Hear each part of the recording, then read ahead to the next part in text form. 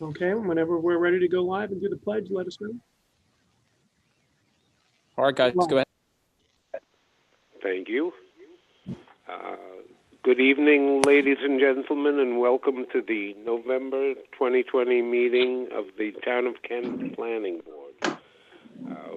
Would you all join me in the Pledge of Allegiance? I pledge allegiance to the flag of the United States of America, and to the republic for which it stands, one nation, under God, indivisible, liberty and justice for all. Thank you. Gentlemen, have you read the minutes from the October meeting? Yes. Can I get a motion to accept them? Make that motion. Bill.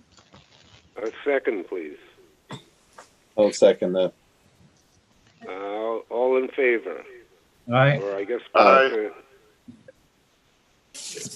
Can I get two more ayes? Aye. Aye. Okay, it passes.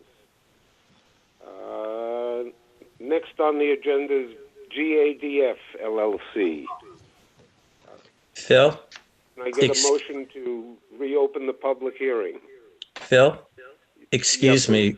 Does the board wish to introduce themselves and indicate that they are by themselves this evening? You're absolutely right. I'm sorry, Chief. Let's start with Giancarlo. Are you alone and by yourself? Hello, I am John Carlo, I'm a member of the planning board, and I am kind of alone. My children are in the other room making noise. Thank you. Simon. Yeah, I'm alone. Stephen. Stephen Wilhelm, and a Kent Planning Board member, and I'm alone except for Natalia. And I'm alone too. All right, let's move to GADF LLC. Can I get a motion to reopen the public hearing? Make the motion. And a second. I'll second. Simon, how do you vote? Aye. Giancarlo. Aye. Stephen. Aye. And I vote aye too. Is there anybody here to represent Is there them? anybody here who wants to speak about the GADF LLC? Alex Mazzata, member of GADF, is on the line. Please, go ahead. This is a site plan request for the property located on 1088 Route 52. No improvements really have been made to any part of the property. We've just rehabilitated the building to allow for two tenancies to occur. One, a commercial tenancy, a real estate brokerage firm, and the second tenancy is a two-bedroom apartment. They were both pre-existing uses, but since we took over the building in November of 2019, it was suggested that we get an updated site plan on the books, bring it through the planning board, and that way we'd have a very current, very recent site plan available to all. And that's the purpose of where we are now. Great, thank you. Who would like to speak about this?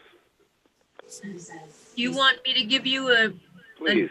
Okay, so tonight, after we hear from the public, if there's any public commentary, the board may close the public hearing. There's no state environmental quality review action to take because that's type 2 action.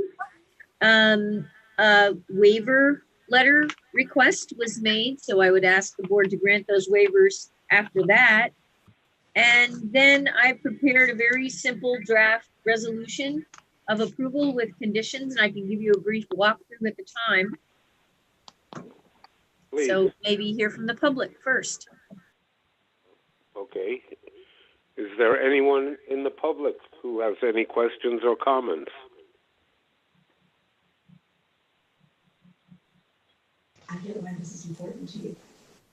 iPad, please speak up.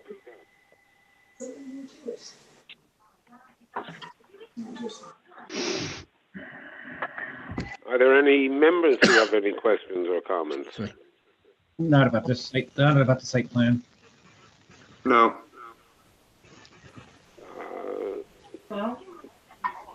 Bruce, where do we start here?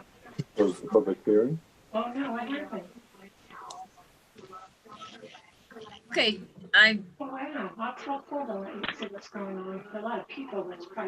Joyce, you gotta mute that person. I'm sensing there's no public commentary on this application. I think I've tried. I see.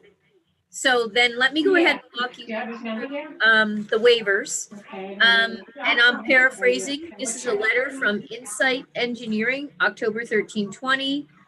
Because this is such a simple application, they're requesting a waiver of architectural design, properties near the site, topography and grade. They're also requesting a waiver of stormwater facilities to be shown on the plan. They're waiving the need for landscaping to be shown, and waiving the requirement to show lighting and drainage systems. And those are all reasonable because it's all existing site improvements on the GIDF site, and they are not really proposing any changes except for striping. So I recommend you go ahead and grant the waivers. And Bruce and Julie, you have no problems with these? No, no comments. Members? Oh, No. No. Can I get a motion to grant all these waivers? I'll make that motion. In a second? I'll second. Simon, how do you vote? Aye. Stephen? all right. Giancarlo? Aye. And I vote aye too. Next Okay. is, we close the, Close the public hearing. Public hearing. Right. can I get a motion to close the public hearing? I'll make that motion. I'll second. Thank you. Simon? Aye. Giancarlo? Aye. Stephen? Aye. And I too, aye. I need to tell you guys something though. Can you hear me? Yes. Dennis has tried to call in like 4 times and he can't get in, Paul. I don't know.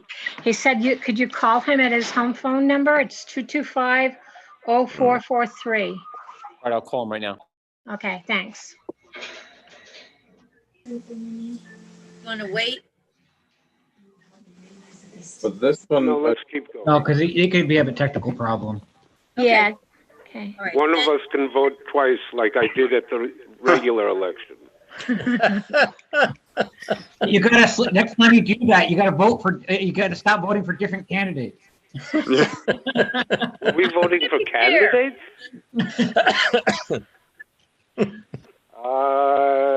Kent Development. Wait. Oh, May I, sorry. sir, please go back? Draft resolution, I'm We sorry. can do a quick resolution. So this is a draft approval with conditions for site plan amendment for GADF office.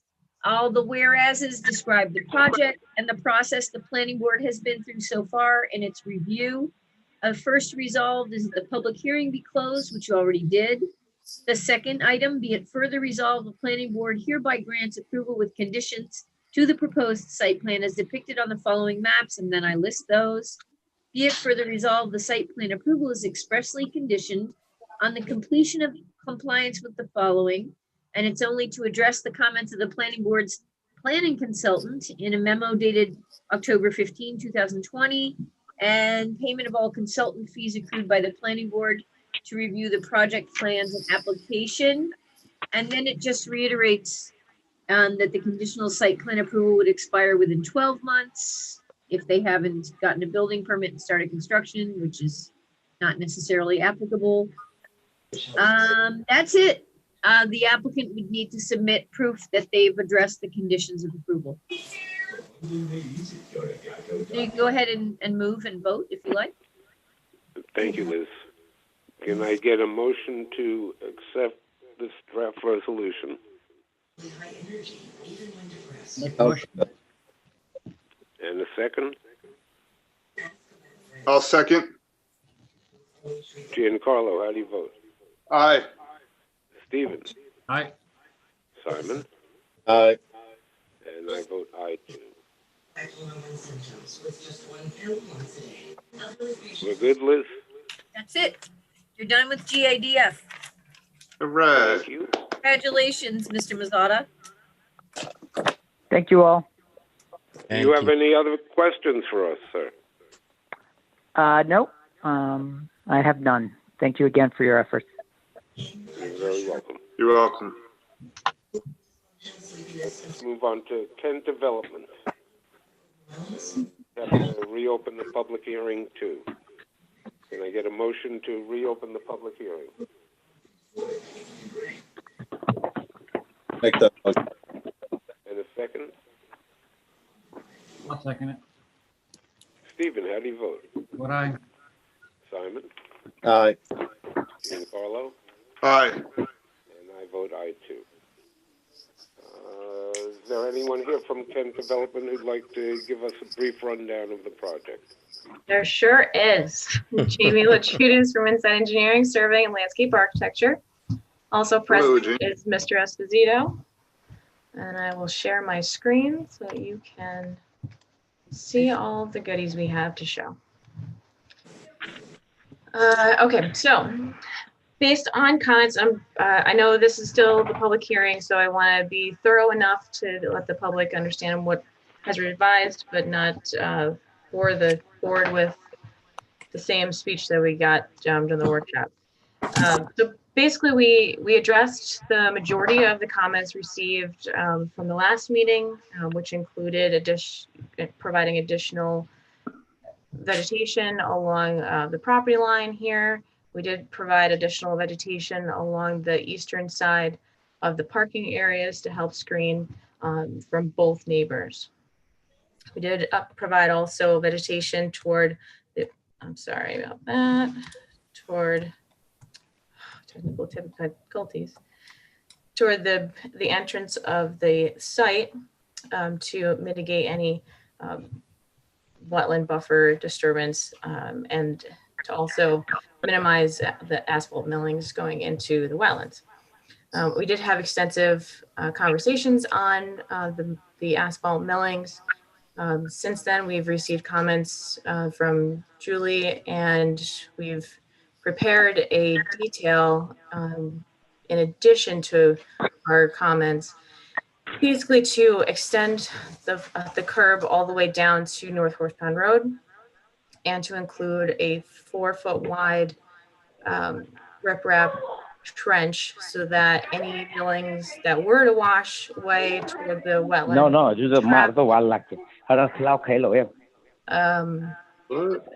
I'm sorry, would be trapped in that, and then would be able to be cleaned out, put back in the driveway, and then avoid any impacts to the wetland itself. We did include additional notes on the existing vegetation to remain as requested, and included the limits of disturbance in the legend. We also included additional notes on the construction fencing that will help protect the existing trees to remain. We've adjusted the construction sequence as well to include timeframes, and then also the erosion control blankets on the erosion control plan. So basically that was the gist of what we did on the site plans themselves. We did include a vehicle maneuvering plan that indicates the fire truck coming into the site and being able to back up and then turn around and leave as requested. We did provide sections from the existing building to neighboring property, specifically the buildings. Various ones, we use this as an example. various views from the neighboring house. I took the liberty of going from the second story, looking through the wooded area, potentially during the winter, to what would be seen of our proposed building. And then during the summer months, when the leaf on condition is evident, there wouldn't be any views. So we did this from various views around the properties. There are areas where you can't see the building at all. There are areas where you will see the building. You did a very good job with them. Thank you, thank you. We just tried to portray the general gist of what you'd see. You know, there's wooded area that's going to be remaining in between any existing buildings and our proposed building, and that is the main thing that we wanted to show. We also, this was our submission letter. The architecturals we have updated and provided the renderings for. We've included the charcoal gray as the color of the building instead of the lighter green that was previously proposed. We did show the lighting over the doors. We will be updating our floor plan on our site plan so that it matches the doors that are shown here in our next submission, and we have that ready to go to you very soon. There was discussions at the last meeting about the neighboring property and what was owned by adjacent individuals. We have received correspondence from our team surveyor who confirmed that her lot line, as she has shown on the adjoining properties, is accurate. She has updated her map to make sure that that is current. We will circulate this plat to the board in our next submission. So we do not have to worry about any concerns that we're building on anyone else's property. And then finally, there was a circulation from the consultants on the part 2 for the short EAF. We did work with them to provide some additional responses to the part 3 that had to deal with traffic, specifically a lot of the trips concerning the commercial lot and the timber harvesting project. As we've stated in the last meeting, and just to reiterate, the commercial lot is basically proposing 2 to 3 vehicle trips for the peak hours. This is not a significant increase in traffic by any means, and it's actually very similar to a single family residence, which is within the surrounding areas of the project. We are proposing that there are small vehicles, trucks with small trailers, pickups, box trucks as the vehicle types. The timber harvest itself, we did receive correspondence from Jordan Heller from the logging operation that indicated 2 to 3 vehicles a week of the actual logging trucks would be utilized, excuse me, with 1 to 2 passenger vehicles during the peak hours just to get on site and then to leave. He did confirm that the overall time frame of the logging operation will be about 3 months. So this is not an extended period of time. It's not going to be happening forever after this project is potentially approved. It's just a 3-month period. He also indicated that the logging trucks would only be operating, leaving the site and coming back between 9:30 in the morning and 4 p.m. to avoid any impacts to school buses and or any peak hour trips, people going into work and people coming back. The trucks themselves would be about 8 feet by 33 feet, maybe triaxle trucks. They're not large trucks. They recognize that this is an area that's with smaller roads and are keeping the truck sizes smaller. There was also concern about the integrity of Peckslip Road. There is a bond proposed to ensure that integrity, and that is being worked out with the highway super. An amount has been determined, and that was submitted in the letter from Mr. Othmer. We did receive additional comments about, from Mr. Othmer later today, or earlier today, concerning the boulder that happened is across the road. I know we had discussed it at the last meeting as part of the public comment period. It's the intention of the applicant that the boulder being roughly 300 feet away from the entrance on the other side of the road, and also not part of his property, that he can do anything on, he doesn't feel the need to remove the boulder itself. If the town wanted to partake in that action, we feel that that's a Town of Kent Highway Department action. If he wants to do that, that'd be great. But we have adequate site distance. As we've looked into the DOT requirements. We believe you only need 140 feet. We have 320 going that direction. And similarly, I think there was concern about the speed going around that corner. The road is posted at 30 miles an hour. We can't be held responsible for other people who may or may not be going faster than what is permitted. Unfortunately, that being the case. So there's that part. And then I did elaborate on the truck traffic. I believe that was the only other issue that was of concern. So tonight, just to wrap up, we are looking for a seeker determination so that we can continue the approval process. That seeker determination is required to continue the DEC freshwater wetland permit application process. That is the only outstanding item on that aspect. And actually any outside agency approvals for this project. We did receive health department approval and DEP approval. So we're kind of waiting on the seeker determination to continue moving forward. Now, I know we've made great progress so far. We've done a ton of work, both the Town of Kent and ourselves. We just want to keep moving forward and keep a positive momentum. So if you have any questions, we'll open it back up to the public and the board.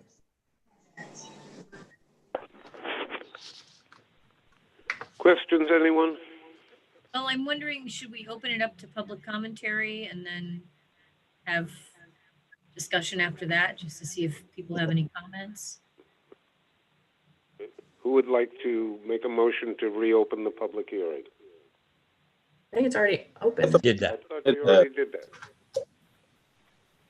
I have a question. Is there anyone in attendance who would like to speak about this project? Yeah, I would. Sally Hoskins. Can you hear me? Yes. Yes. Please, go ahead. Hi, I'm a 20+ year resident of Kent, and I'd like to know what the evidence is that your proposal about the asphalt millings is sufficient to protect the wetlands in the area. What's the evidence?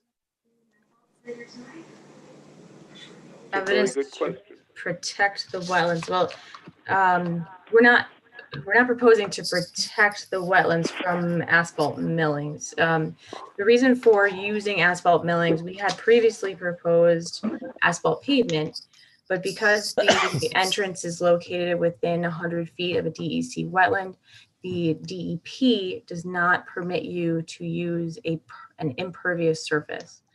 The asphalt millings is an acceptable material by the DEC and DEP, both of which we've provided correspondence from both agencies to that effect.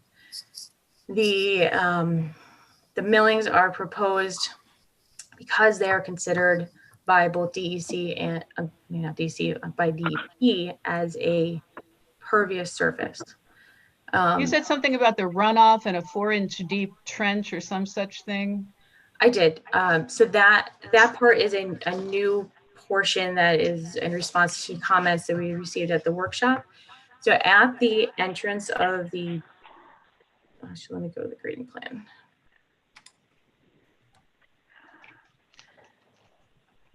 So we have asphalt millings for the driveway. We do have a flush curb at the road edge itself to assist with prevention of deteriorating the existing road. So the milling, the question on the millings has been because there's a DC wetland that is within close proximity to the entrance. You listen to that?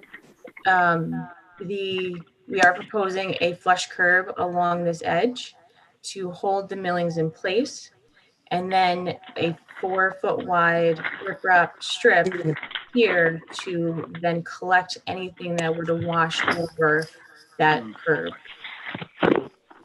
And that would be maintained on a regular basis by the property owner. But the rainwater itself that goes over the millings will just drain into the wetlands. It would be filtered by the riprap first and then through vegetation that is proposed along that edge. What's the riprap made of? Riprap is rock. It would be 4-inch to 6-inch diameter riprap. That's not going to filter anything. It's going to go around it and drain right into the wetlands. So I'll just say in conclusion, I strongly oppose this project on environmental grounds. Thank you. Thank you. Is there anyone else who has comments?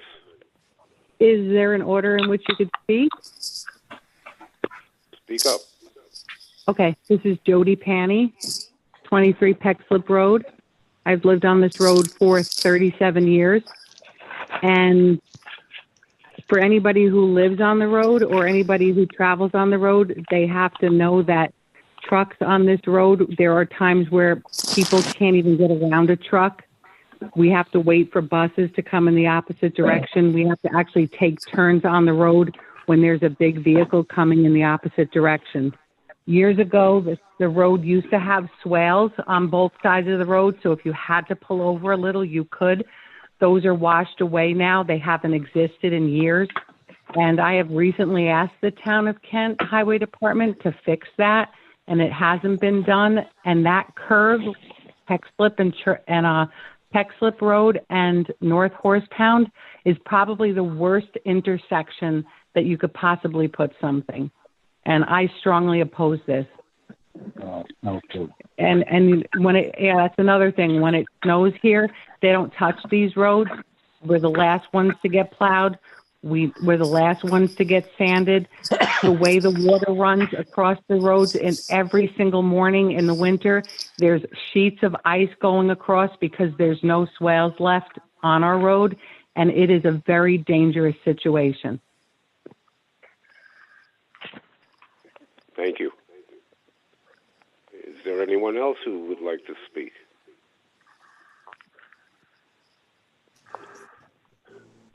Liz, do you want to go through this?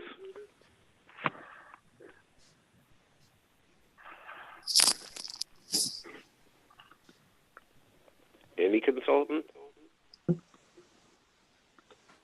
Liz, do you want me to start it off? Yeah, go ahead, Bruce. Okay. So the board will recall that at the workshop meeting, there was discussion about preparing a Part 2 EAF. That was in response to public comments, as well as some outstanding issues that had been identified. The Part 2 EAF was prepared and sent out to the board last Friday. And that is your document to accept once you examine it. Basically, we found that there were moderate to potentially moderate to large impacts with respect to traffic and with respect to the wetlands. So one of the first actions the board can take upon review of the Part 2 is if you find that it reasonably represents the board's concerns with respect to potentially moderate to large impacts. That being said, I can speak to the wetland comments that I've had been working with the applicant on since this application was brought forth, as well as providing greater detail within the last several months. This particular wetland in question is in part of a larger wetland system on the other side of the road that is regulated by New York State Department of Environmental Conservation. This is, according to DEC, a Class 1 or Type 1 wetland. The DEC has different levels of wetland values and protection. Class 1 being the most highly valued and most highly protected wetlands of the 4 classifications. The wetland system itself is what's called a wetland groundwater recharge type system. There's different types of wetlands that do different types of things. This wetland's function is to take surface and subsurface water and recharge it down into the ground level, providing a flood control type of function, as well as a water supply to surrounding well systems and groundwater operations. So it is a functional wetland system based upon those criteria.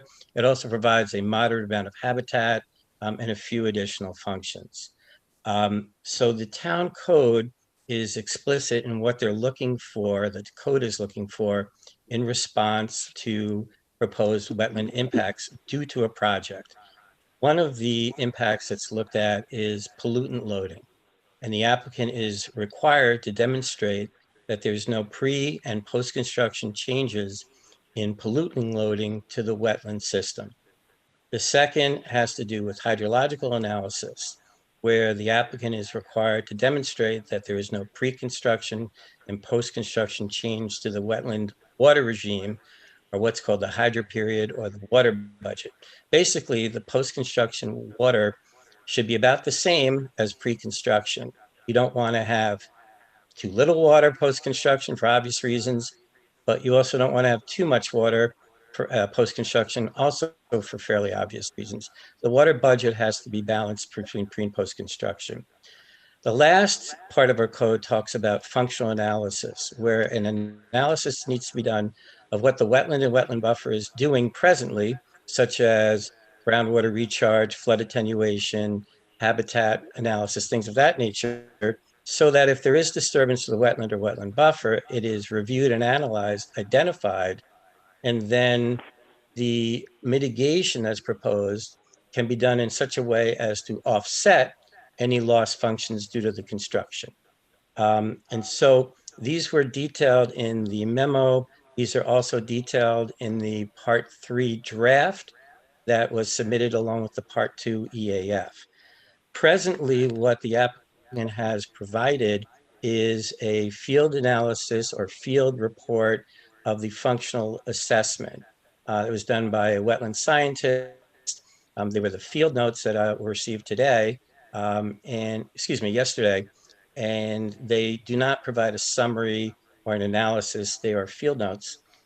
We have not gotten a detailed hydrological analysis per code requirement as indicated, and the pollutant loading, what I would suggest to the board is there's a lot of information about millings, but I think that, it would be helpful for the applicant to provide some type of scientific data and material that the pollutant loading to the wetlands from the millings will not be substantial, because again, it's providing groundwater recharge and providing drinking water to the residents, to a neighboring restaurant, to the church, etc.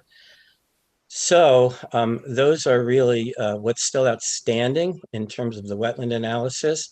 The other thing, and Jamie and the consultants who've all been talking about this, is it's difficult to provide something that works on the site because of DEC and DEP requirements. But I still would request that the applicant provide from the DEP any alternatives that would meet their criteria for pervious surfaces besides millings. And if that would then be something that could be used in a cost-effective manner, provided that would be something that would not increase any pollutant loading as well.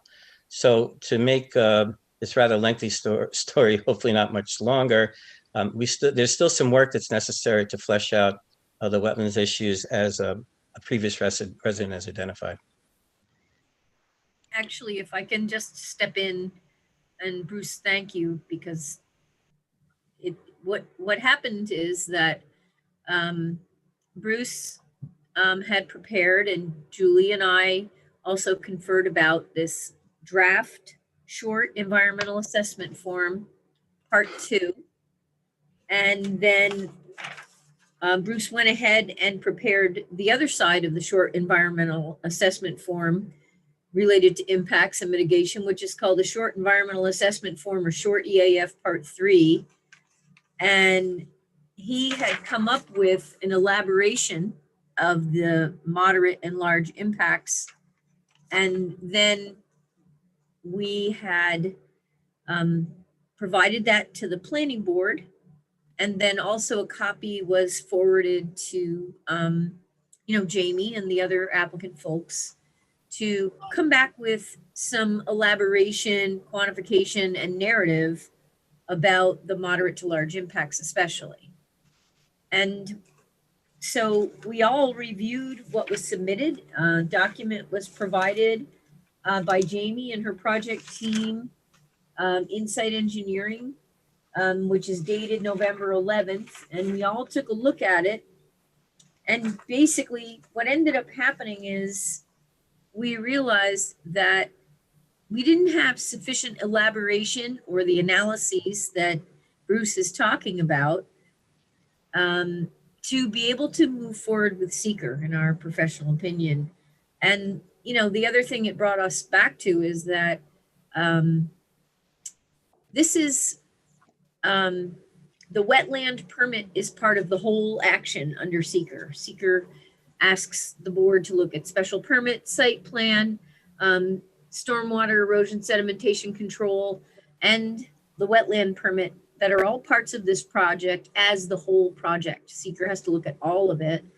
But furthermore, what we got to was that we needed more analysis of the impact, but it also kind of brought us back to the fact that Bruce has been citing the Town of Kent code chapter and sections related to the analyses needed in at least 2 memos, maybe going back even a third one.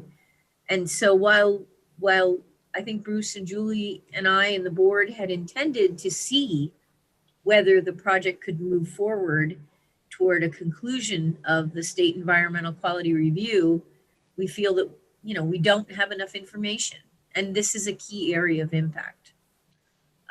So I don't, I'm not, as your consulting planner, recommending that you consider taking any seeker action tonight, except that I think Bruce and Julie and I discussed that the board at least look at short EAF Part 2, which is a form, and it lists various areas of impact.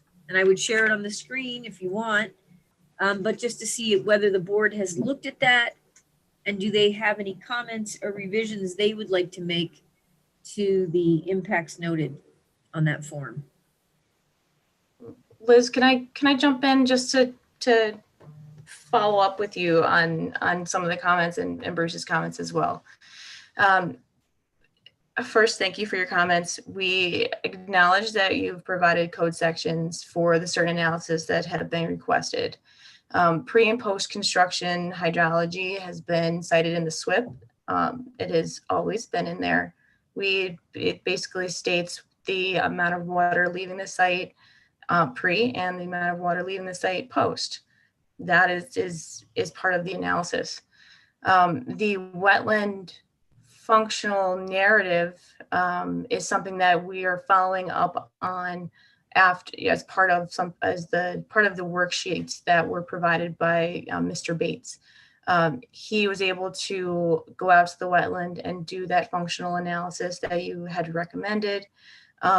He also stated that that's not necessarily, and I'm paraphrasing him, so please don't take me necessarily all together, and he can state this in whatever narrative he provides. He basically, per the manual that you wanted him to use, stated that that's not necessarily the best review of that wetland.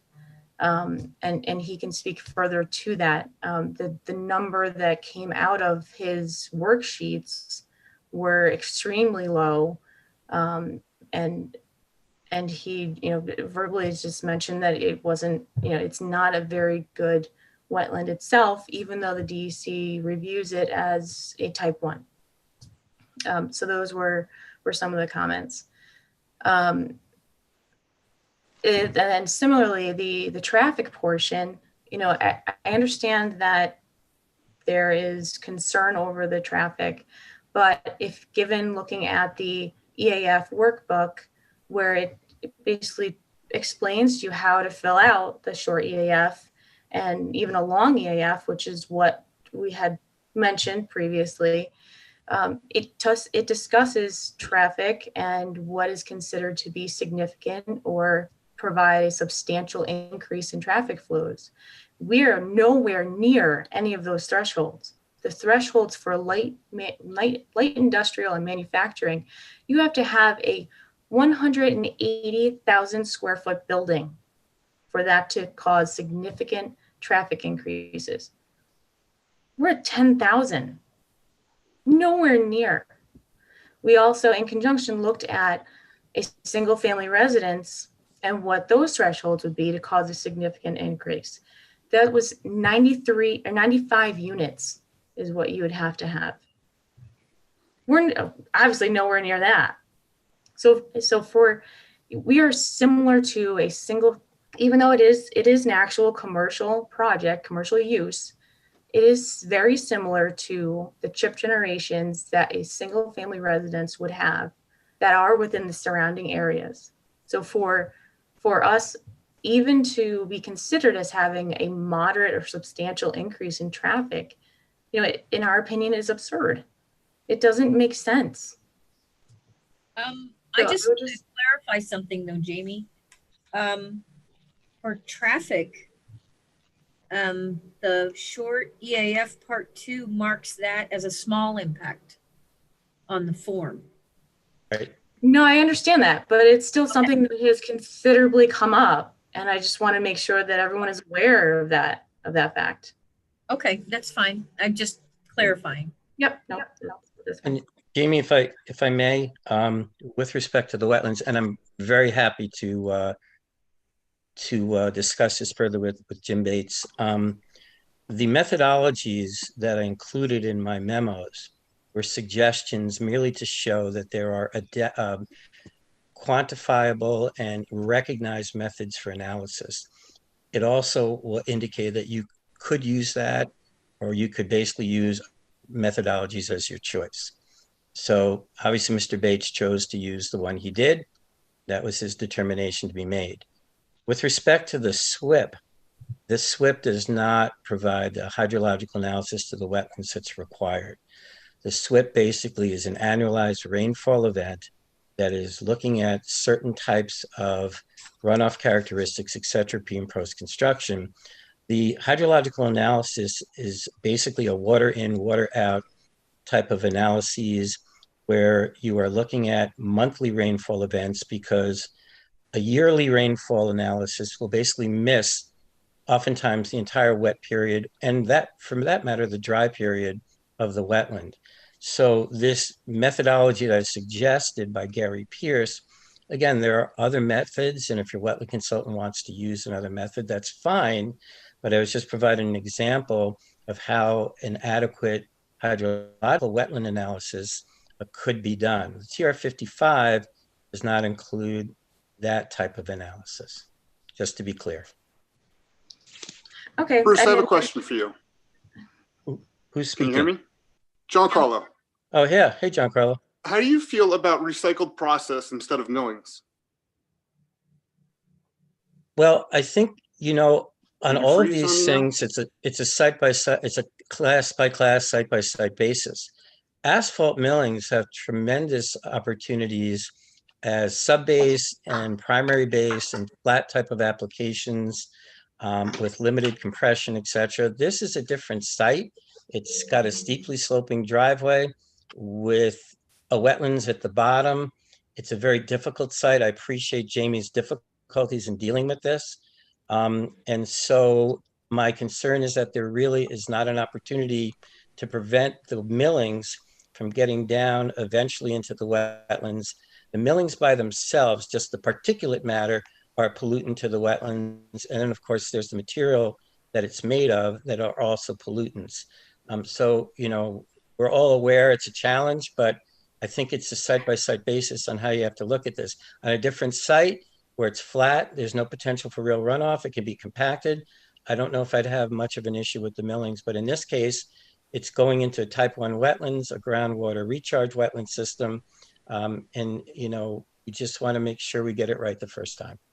That's not what I was proposing. I was proposing recycled process, which would be broken up concrete, brick, stuff like that. Right. Again, the more inert, the better. I've seen, you know, kind of that crushed material in small kind of aggregate type of sizing. Right, it's much larger than millings. Yeah, it is larger than millings. And it doesn't leach. You know, right, and we'd have to take a look at that as an alternative to see, A, if the other regulatory agencies would accept it, as Jamie's been looking into, and B, you know, what the material be made of, and would it be less of a pollutant loading down into the wetlands. But, you know, at this point in time, it's something that certainly the applicant can look into as an alternative, and we'll see what we got. I guess the one thing that I want to say to Jamie, and also to the board, I'll look at just about any specialist's report, but when I was looking, I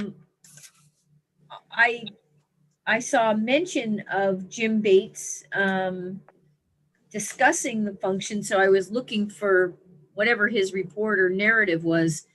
I saw that there were field notes, but I'm sure Bruce can look at those, but, you know, the board, they're the ones making the decisions. They need something that they can, you know, look at, an analysis that's already done. And I want you to know that we had a discussion today because I saw reference to SWIP water analysis. And so Bruce and Julie and I talked about that, like, does that, you know, cover it? But then we also looked at the code, the freshwater wetland code, and it's a different analysis.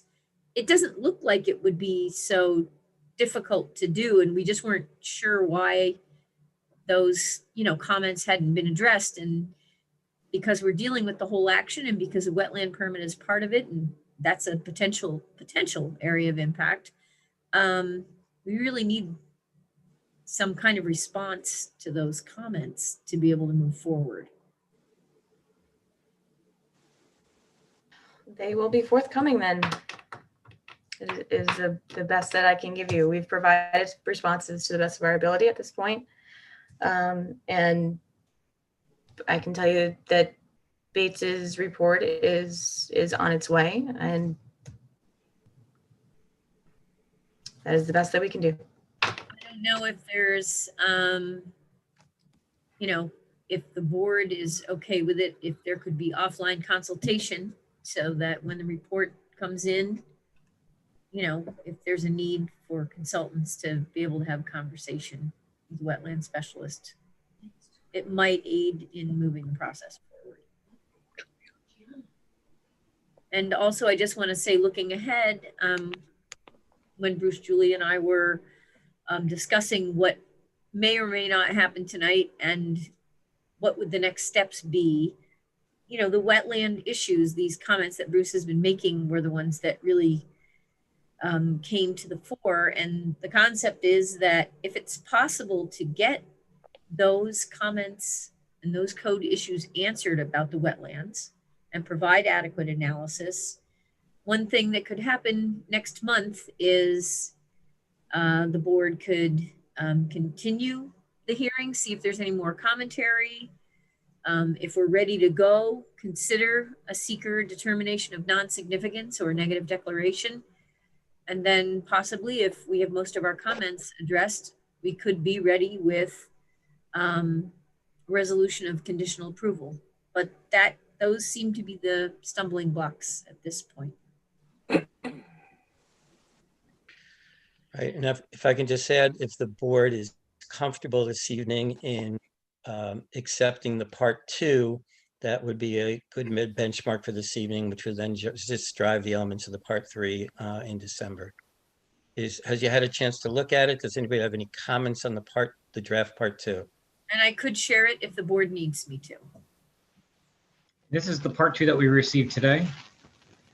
No. You should have got it last Friday, Steve. If you can stop sharing, Jamie, I could probably share. Yep. Thank you.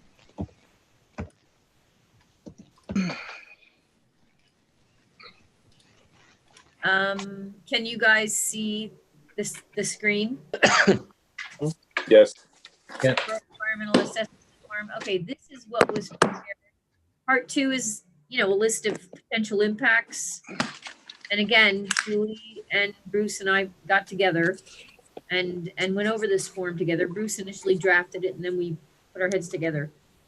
So just quickly, an asterisk means it's a small impact. So you can see what the first area of impact is will the proposed action create a material conflict with an adopted land use plan or zoning regulations? And it's checked, which means no impact. Number 2, the proposed action result in a change in the intensity, use or intensity of use. Again, it's checked as no impact. Does anybody have any questions about those 2? Good. I said, where are you?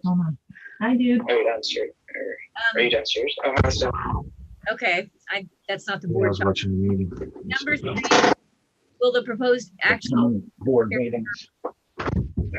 or quality of the Sorry, Liz, I can barely hear. Yeah, something's going on. Could we possibly, anybody that's not on the board, could you please mute? If the board hasn't even read this yet, shouldn't they read it and study it before they vote? Well, we're Sorry. just waiting for them to see if they want changes. Could we mute whoever's that? I can't see who it is when Liz is screen sharing. Can you stop screen sharing for a minute, Liz? It's Rob Moore. Keeps on flashing. Oh, you blew them up? Rob DeMar. Did you take it out for a test run?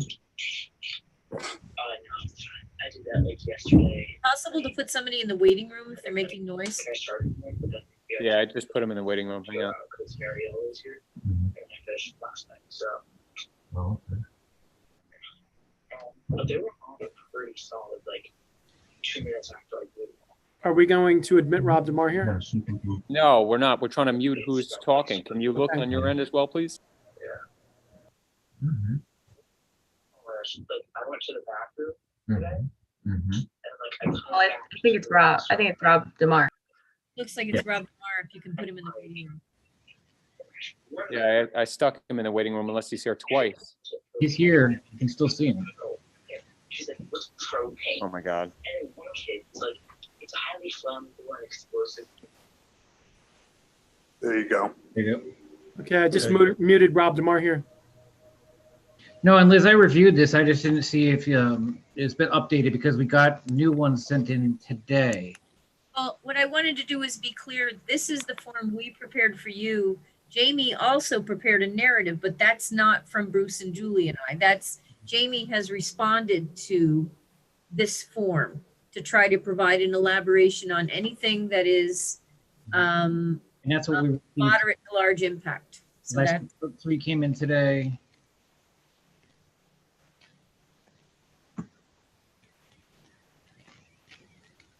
do you want me to show you the thing that Jamie did so you know what we're talking about? Yeah, what's the response we received this morning? Was it a narrative and did it say Insight Engineering at the top?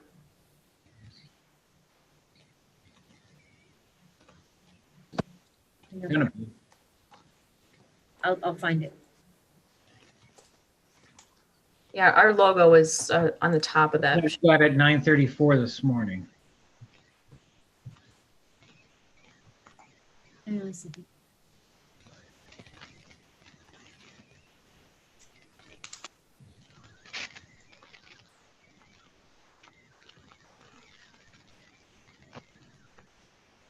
Now, hang on. Hopefully you can see it now. This is what was submitted recently. It's dated November 11. You're not sharing, Liz. You're not sharing your screen. Oh, I'm so sorry. Forgot that I stopped. Can you see it now? Yes. Mm-hmm. This is what Jamie and the Insight team prepared to respond to the impacts noted on the form that I'm now showing. Yep. short EAF. So what? Well, just when it's coming at 9:34 in the morning and we have a meeting at 7 o'clock at night, it's just tough to do. No. Okay, this was sent. We sent Friday. it yesterday. That was sent yesterday, Liz. What? No. Our form, Insights form was sent yesterday as a follow-up to this part 2 that was sent on Friday. Yep. And I wasn't in on yesterday. That's why it wasn't sent till today. Sorry about that. Today was a Wait holiday. a minute. This,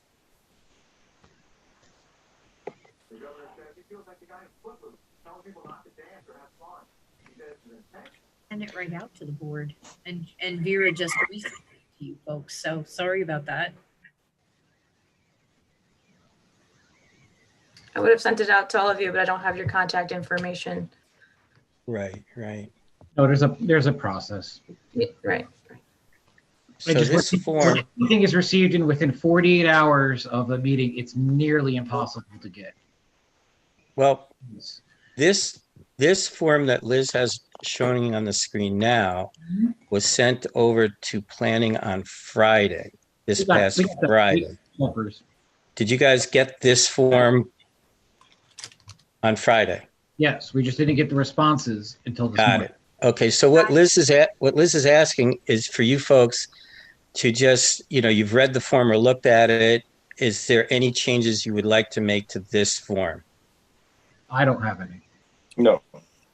I don't. Well, then, Jamie provided a narrative in response to this form, and Bruce and Julie and I have all reviewed it, and most of it, some of it was fine, but when we got to the point of the issues related to the wetlands, then we didn't feel we had enough elaboration or information or analysis. And that's, again, how we ended up going back to the fact that Bruce had been requesting this information based on his code review of the wetland permit application. So we got to the point where we felt we didn't have what we needed to advise the board to move forward on a seeker negative declaration tonight.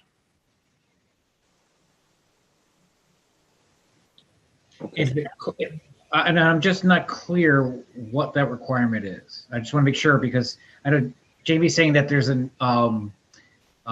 not a study required. And you guys are saying there's potentially a study required. How do we come in the middle? Okay, so Steve, I don't mean to be obnoxious at all. I'm just going to give you the town code stuff. With respect to hydrological analysis. Yep. Chapter 39A-9A 5 and 6. The functional analysis in the code is chapter 39A-8 C5. The pollutant analysis is chapter 39A-5D. And there's also a bonding requirement, but that will be discussed down the road. So those are the 3 code sections that talk about function, hydrology, and pollutant loading that we're looking to get more detail on. Okay. And I'm right now, I'm in Bruce's memorandum that he had issued on November 2nd. Mm-hmm. Okay. I did, even though it says the 12th. I received it on the 2nd, and I'm pretty sure it was sent out to the board. No, we're not arguing that, Liz. Okay. We received it all. We all received it timely. That's not a question. I'm just trying to figure out what the applicant needs to do to get past the point. I understand that there's the code and everything else regarding environmental. I'm not trying to bypass that in any way. I'm just trying to make sure that the applicant knows the path forward. Yes, good point. Right. So that's a great question, Steve. From the wetlands perspective, we need to see the completed review that's been started by their wetland consultant, James Bates, on the functional aspects of the wetland and wetland buffer system. We need to have the applicant provide a wetland hydrological analysis in keeping with standard methodology and recognized methodology. I cited an example in my letter, but they can use any one of number of examples. And the pollutant loading, what we would like to see is some sort of scientific authoritative study or information showing that the millings or the products of the millings do not result in any type of pollutant loading into a receiving water or receiving system. That's what we're looking for. Lastly, what we're really looking for to see still if DEP and DEC will allow the applicant something other than millings that would not create the questions and issues that are before the board, and would be something that would be achievable by the applicant. So those are the 4 things that we're looking for. Does that answer your question? Oh, yeah, perfect. Now, Jamie, do you have any issues with providing those 4 things? We will do our best to provide those 4 things. The 4th being the additional information from DEP and DEC. We have been asked for correspondence on the millings themselves, and then any alternatives. We were asked to review any alternatives. We were not asked to ask DEP or DEC for their recommendations on alternatives. So we will provide that information as a new request, and get back to you as soon as we can. Because if they receive all that information that they're requesting, we probably could get this, negative declaration next month. Understood. So we want to push this project along. So we're dying in Kent for tax money.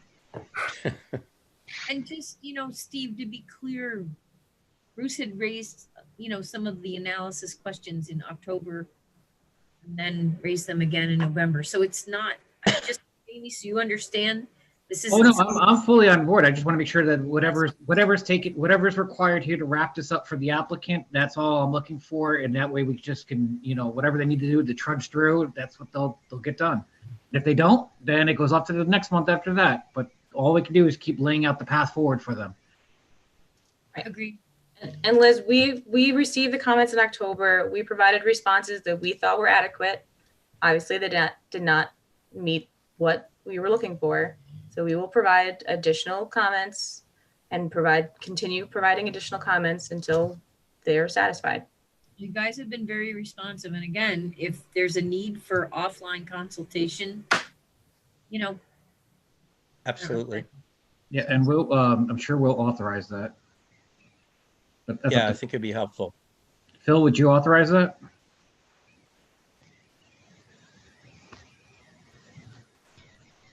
Did we lose Phil? Phil, I'm going to stop sharing. Where's Phil? Oh, there's Phil. Phil's muted. Paul muted him.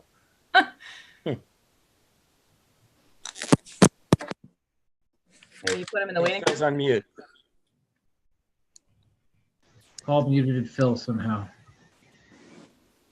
Yeah, hey guys, I'm trying to get him. Hang on. 1 second, Phil.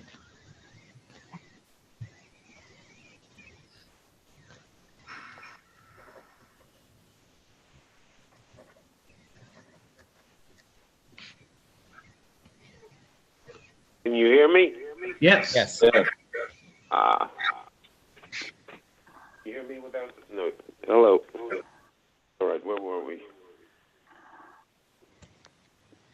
We're asking you, Phil, if you would you would allow offline consultation for the consultants for this project. I think I've approved that many times. Great. And that way the applicant has all venues open to them. And Jamie, as I said, if Jim Bates wants to give me a call to discuss, happy to hear from him. I'm sure he will be ringing you shortly. Okay, I'm counting on it. All right. And so for tonight, I recommend that the board continue the public hearing to December. Yeah, we'll adjourn it. Can I get a motion to continue the public hearing until December? I'll make the motion to adjourn the public hearing until December. I'll second that. Is that Hello?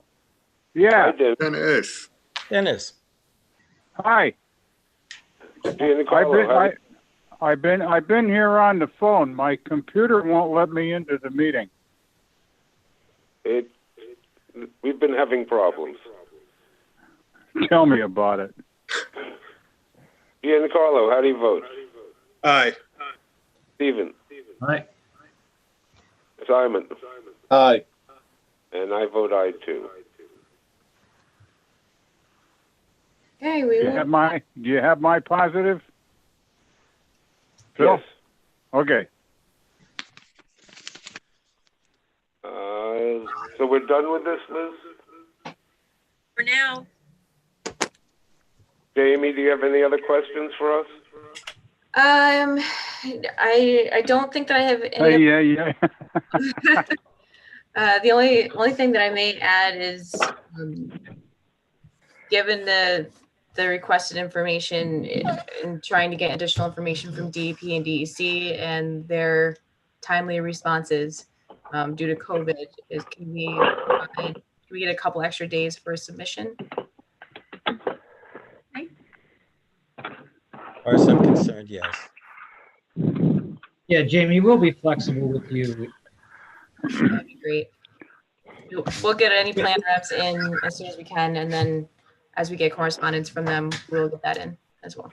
And if consultants can't make the deadline because they for some reason, then we understand that too.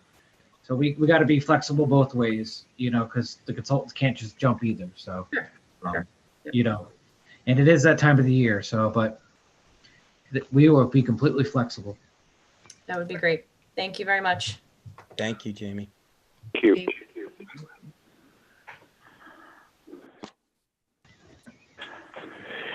Patterson Crossing. Is there anyone here for Patterson Crossing? Yeah, good evening. Jeff Cantelmo from Insight Engineering, Surveying and Landscape Architecture. You want an extension? Liz, do you want to Yes, talk sir. about this? Yes, Jeff had submitted a letter requesting same, and again, I started to prepare a resolution, and I conferred with Jeff Battistoni on a couple of points, and of course, Julie and Bruce looked over the draft, and I'm sorry to say I just emailed it to you today, so I apologize if it came in a little late, but I have highlighted the resolution, to make it clear what's changed. And basically, the long and short of it is that a request has been made for reapproval, which is what we had done in the beginning of the year, January 5, 2020, or something like that. And the idea was that resolution said, here's your approval. You have a year to get a building permit and 2 years to have construction done. And we've been informed that due to COVID and other factors that that's not possible. And so I started to draft the resolution. And when I conferred with Jeff Battistoni, he didn't feel it was appropriate to just simply grant another reapproval. And so what I've done is I've drafted you a resolution to grant 2 90-day extensions. So that's 180 days, and that means that Jeff and Mr. Camarda will have to come back at that time with a letter prior to the date on which it would expire. And then, if they still need another extension or reapproval, we will figure that out then. So I have taken the very lengthy resolution. I've given it a new header that's Town of Kent Planning Board Resolution of Extension of Reapproval of Amended Site Plan, Amended Steep Slope and Erosion Control Permit, and Amended Freshwater Wetland Permit. It's a draft resolution for today. It basically gives all of the prior history of the project that was in the resolution that you adopted in January 2020. And hang on. I'm going to the end where it explains the resolution that you adopted January 9, 2020, and that would have expired January 8, 2021. The applicant's folks thought ahead, got a letter out to you. And so this approval, let's see, that approval would have expired January 8, 2021. And what this approval is going to do is the 180 days, this approval is going to be done as if you're doing it to extend from January 8, 2021. So you're going to take this action tonight, or at least this is what I've drafted for you. You would take this action tonight, looking ahead. So it would run from January 8, 2021, when it would have expired, and it gives them 180 days. Now that would have ended on a Wednesday, so I pushed it over one more day. So the expiration date of January 8, 2021 would be extended to July 8, 2021. So that gives them 6 months from January, basically. And then it explains that that construction would have to be started no later than July 8, 2021 and completed no later than July 8, 2022. And hopefully they'll get started. Anyway, the end of the resolution explains what the approval is based on, as was done in the old resolution, the same set of plans. It also gives an update on all of the conditions that the applicant had worked very hard to address in consultation with Julie and Bruce and I. So it gives that update. And then at the very end, the resolution also mentions attachments which provide the history of the project that'll be in the file. So the things that'll be attached to this resolution, if you choose to go ahead with it tonight, it would attach a copy of the January 9, 2020 resolution. It would attach a copy of the November 9, 2017 resolution, and a blasting pamphlet that the board approved by simple resolution on March 14, 2019. So if you adopt this tonight, that will carry the applicant and their representatives through to July 8, 2021. Does that make any sense at all? Thank you, Liz. You're welcome. So I'm having trouble connecting. Is everybody else connected? Yep. Yes. Yes. does We can hear you. can you hear us? I can. Okay. Do any board members have any questions? No.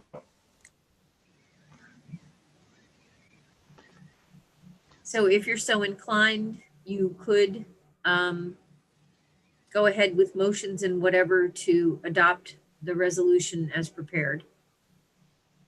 Can I get a motion to adopt the resolution as prepared? I'll make the motion. Can I get a second? I'll second. Simon, how do you vote? Aye. Stephen? Aye. Dennis? Are you with us, Dennis? Giancarlo? Aye. And I vote aye. It passes.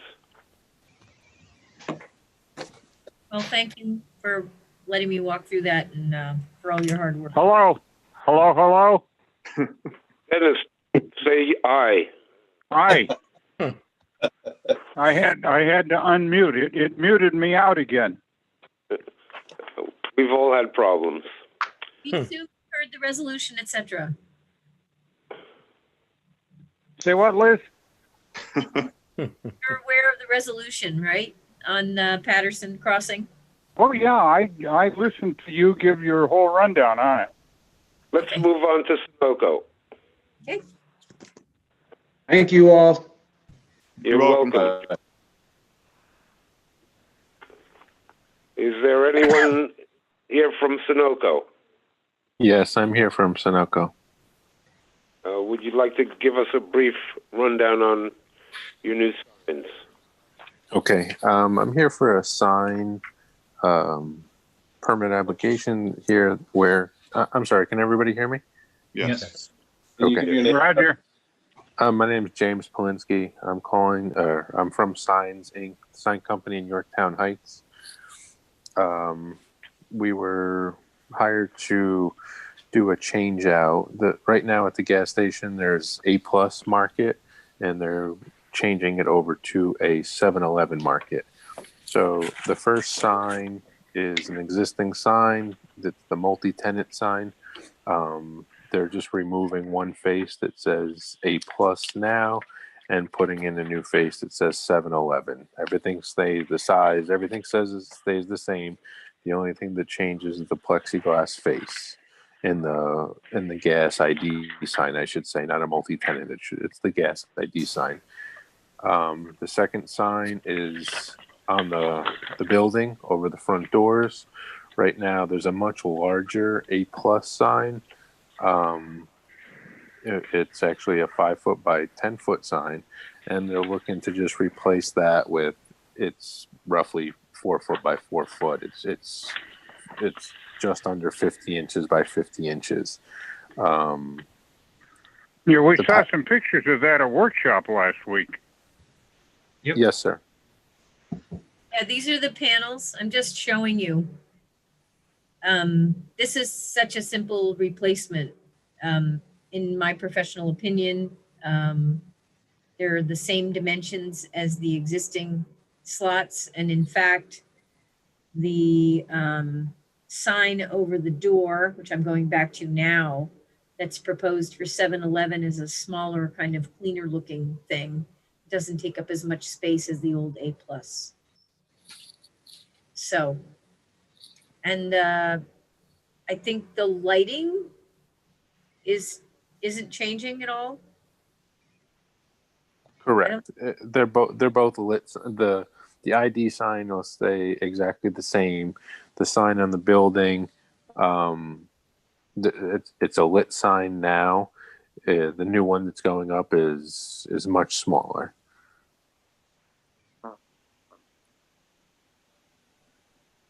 Gentlemen, do you have any questions? No, sir. No. I get a motion to approve these signs. I'll make that motion. And a second? I'll second it. Stephen, how do you vote? All right. Giancarlo? Aye. Simon? Aye. Dennis? Aye. And I vote aye too. Okay, thank you very much. Welcome. Good deal. Excuse me. Next, Sun Property. Is there anyone in the audience from Sun Property?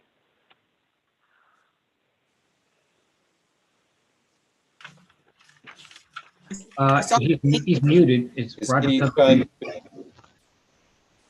to see Anthony here. Trying to get him off. Hang on, guys.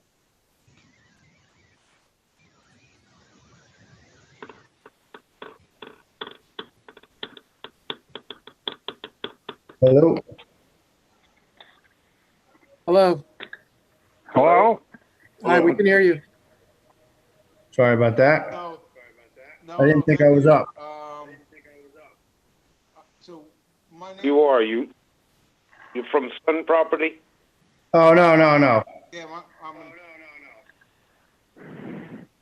I'm an attorney. I represent Roger's son. And I think also. Identify yourself, please. Barely here. Okay, yeah, I can't hear him. Bart, can you turn up your microphone input? Yeah, it's something majorly is going on with Zoom tonight. It's not anybody's problem. I'm actually hearing another meeting going on, our meeting. Something major is going on. Is that better? I turned up my No. mic. No, it hasn't changed. Oh, man. Maybe Bart, we'll have you stop and come back into the meeting? He's on a phone, so he should just be able to talk into it. So somebody's got some major echo. You have a television on? Yeah, something's going on here. Anyone has a TV set, can you please turn it off so we can hear the speaker?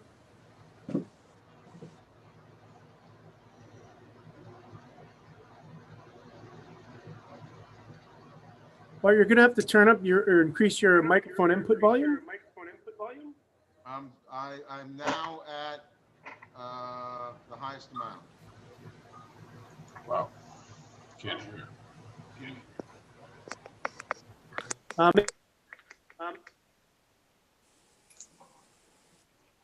Sorry to interrupt, but have we lost Vera? Oh, she's muted. How about, are we better now? No.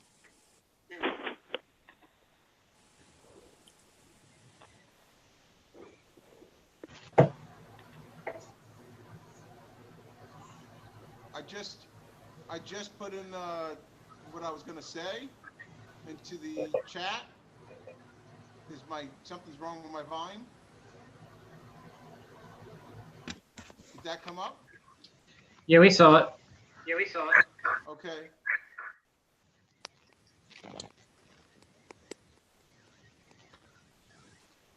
Bart, can you try leaving the meeting and rejoining? Yes, I will try. Sorry about that, sir. I'm getting some serious feedback. Yeah, is it better since he's gone? Yes. Oh, Yes. my God. I don't know what was going on with his thing. He was like maybe watching the meeting. It was echoing every time I talked. I heard myself. That's Right. right.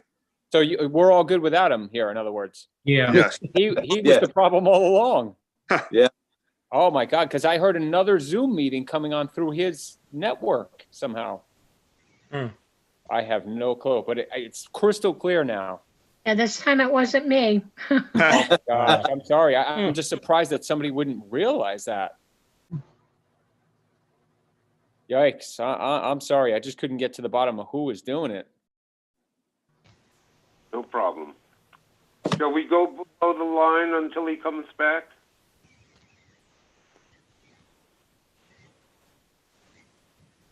Hello? Anybody? Is Marinelli above the line? I don't have the form. No. Below the line. Best Depot.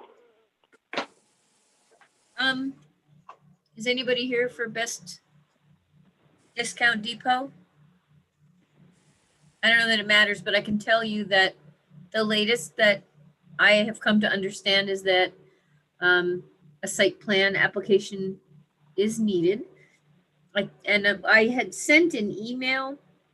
Again, Bill Walters was kind enough to confer with us about this with Bruce and Julie and Vera.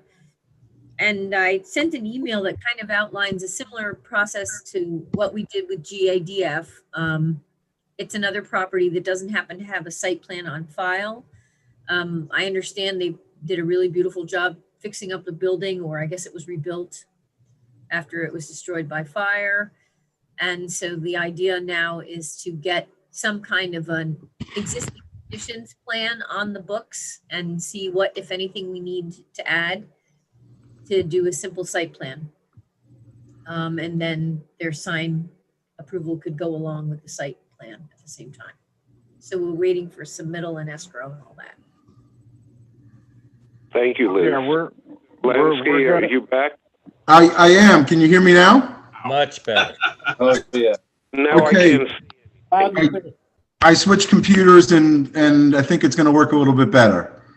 So I apologize for the tech issues. As I was starting to say, I represent applicant Mr. Sun on his application for an erosion control permit.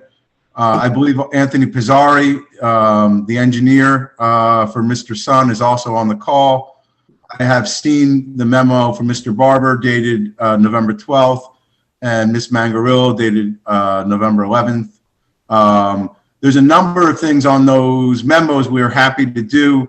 We're happy to put together some information for an updated application and provide copy of the zoning variance renewal, copy of the survey, copy of the deed, copy of the driveway easement and maintenance agreement, prepare information regarding soils and calculations regarding the stormwater structures, overlay the soil maps, look at site distances, the limit of disturbances, and provide information regarding any approvals as to the housing Sagamore, whether they had any approvals necessary for that. The big issue is Mr. Sun has an expectation and a budget and timing and a life, which is all revolves around the fact that he was going to build a house on what I'm calling Lot 1 in that particular location. And the consultants have brought up the question as to whether or not there's a better location for that house. And we've done a little research on that. And we understand the approvals for that location for the DEP, for the Board of Health, and site plan were all based on Lot 1 rather than Lot 2. And we understand that came about when they did perk tests and when they did investigation to the site, and their ideas as to what would be most approvable would be Lot 1 as it's farther away from the lake, and it has better soils. And we recognize that overall, it doesn't have the same kind of flat space that Lot 2 has, but Mr. Sun, had gone down this road and made this choice, and we believe it to be the best lot of the two, and it's also what he can do. He's ready to move his family and ready to build, and he's prepared to do and respond to all these things related to the erosion control permit. But I think it's a very big undertaking to have him go and try to look at a different lot, which was already looked at many years ago. And so that's really kind of the crux of the matter. So, Mr. Lansky, hi, Julie Mangarillo. So are you saying that there is some old data on lot number 2, we'll call it, where previously it had been explored for, deep and perk tests? I believe that, so I'm working off of anecdotal. I haven't seen, I haven't seen the old perk test. I'm working off of somebody who talked to the previous owner and understood that. It's something that we can try to provide some more information on, and help you try to feel comfortable. And I got the rest, and as I stated, I got the rest of your list from the memos, and we're happy to provide all that other information. But so yeah, I can do some more research and try to provide some more data if that's what we're looking for. Yeah, and that's what we're looking for, is just justification, because when you just look at the slopes, it seems like the obvious place is to put the house and the septic on lot number 2. But if there's additional information that you have access to that says, even though it's flatter, it's actually a worse spot, then that's what we're looking for. Okay. Well, the obvious one is, of course, Lake Sagamore is much closer. If you put it in that flat spot on lot 2, you're now much closer to the lake.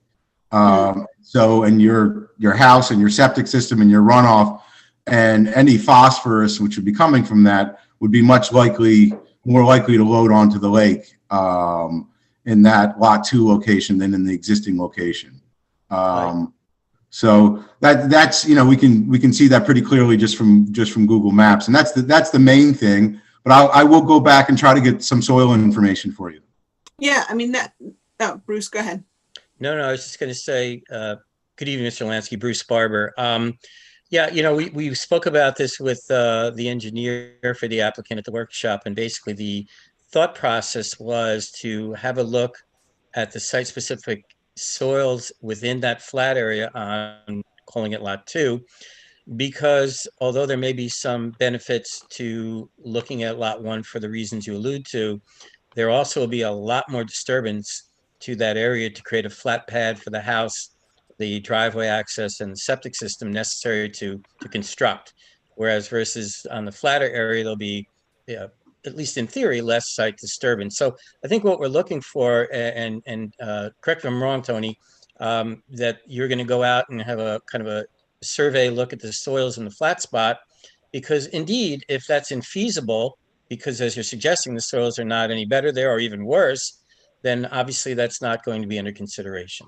Well, So now- any kind of data, site-specific data that you have for lot 1 in that flat area, it'd be very helpful.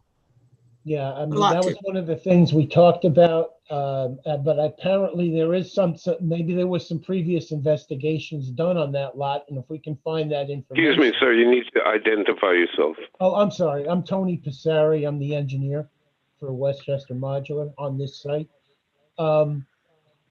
If there's existing information where someone let's say tried to put a septic and a house on that lot once before and obviously didn't do it, maybe we can find out what the problems were, and we certainly would pass that along to you. Yeah, it may obviate the need, Tony, as you're suggesting, to go out and look at the site, and it might not, depending upon the data, who did it, how old it is, et cetera. But it's a great first start to see if you can submit anything. Absolutely. Sure, absolutely. If we can find something, we'll definitely get it to you, pass it along. Okay. Yeah. Okay. Right. Is there anything else we need to do on this application? Do you have any other questions about any of the other comments, or everything else is No, okay? I just got them, so I have to kind of go through and see what, what's there and what I need to address. Some of the stuff may be already in the plan, sort of hidden, and I got to make it a little clearer, but I'll go through my list anyway and take care of what I have to. Okay, great. Excellent. Thank you. All right. Thank you. Thank you. Thanks. Do you have any Take care. questions about this? Good night. Shall we move below the line? Who wants to work tonight? Liz, did you want to finish up about best discount? Or were you done? I was pretty much done. Unless Bill has anything he wants to add, but that's the idea, is to do something like GADF so we have a site plan on file. Okay. Annunziata, Smalley Corners Road.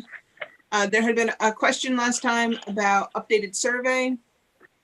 So via email, I'd spoken with Jack Correct, the project engineer, and they had suggested doing a partial resurvey, but now they're going to go ahead and do a full resurvey. So I'm relieved to hear that. So hopefully that'll be coming. Well, we'd have made them go back and do a whole survey anyway, wouldn't we?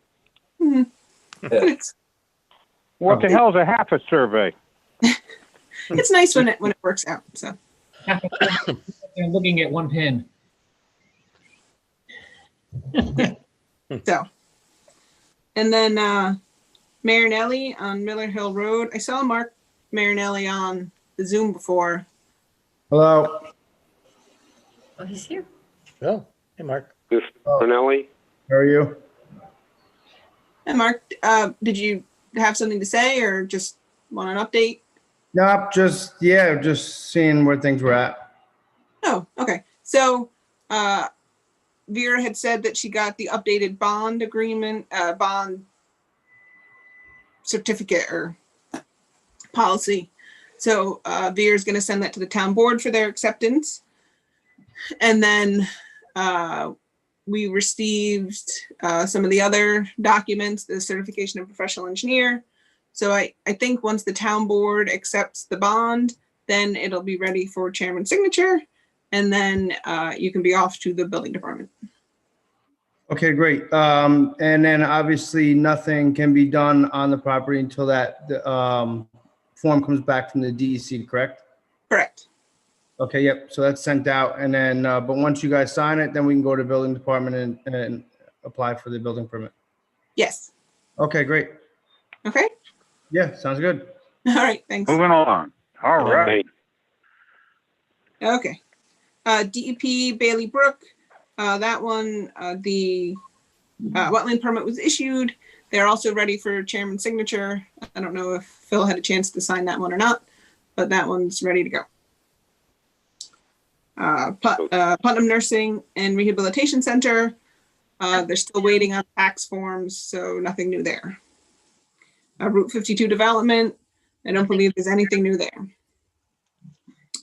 Rodriguez, again, we're still waiting on a resubmittal that we were told should be forthcoming a few months ago. Ranieri, we're still waiting on. Gare Cargan, we're still waiting on the official withdrawal. I believe there was some discussion last week about perhaps Vera preparing a letter on behalf of the planning board to say, you know, if there's no response within however long, they'll be removed from the agenda. So I don't know if the board would like Vera to do that. I think that's a good idea. Yeah, we talked about that a couple times ago. Yeah. Yeah, I'll go ahead and do that then. All right. DeSanza on Ludingtonville Road. I don't know if Bill Walters would like to share anything about that. We've got went to court last week. The applicant, Mr. DeSanza's attorney, has agreed they will pay for a wetlands inspection by Bruce Barber to see if the Kent wetlands have been affected by the wood chips. And the judge agreed to that. We're due back in court on December 3rd. And I sent an email to Bruce in relationship to that, trying to get him to go out. If he can give us a price, go out and get the inspection done, we can close out this whole matter probably in the court on December 3rd. Yeah, Bill, I'll be getting that out to you on Monday. Okay. Thank you. That's where we stand with the Senza.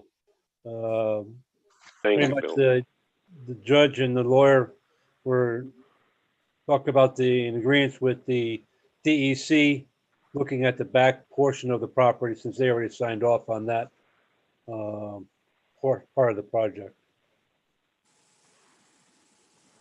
Okay. Thank you. Good job, Bill. Thank you. And then Cabrera, I'm still waiting on the update after the previous site visit was canceled. So that's where we are. Thank you, Julie. Gentlemen, you have any questions, comments? Is there anyone in the audience who has any questions or comments? Can I get a motion to close the meeting? I'll make that motion.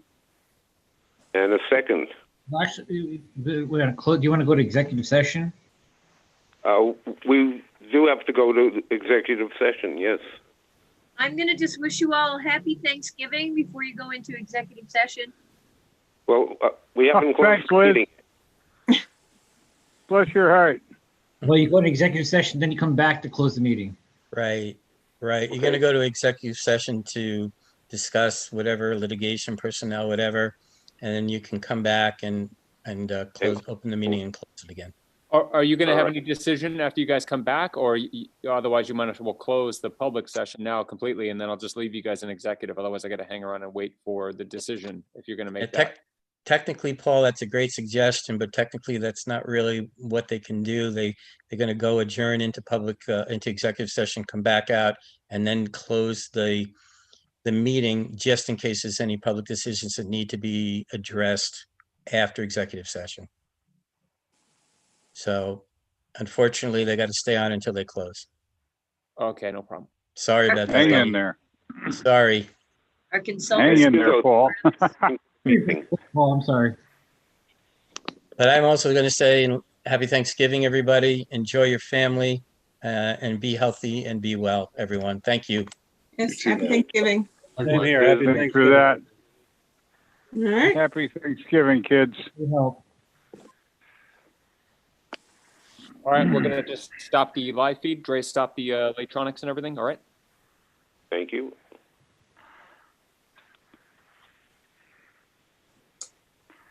Dennis still on?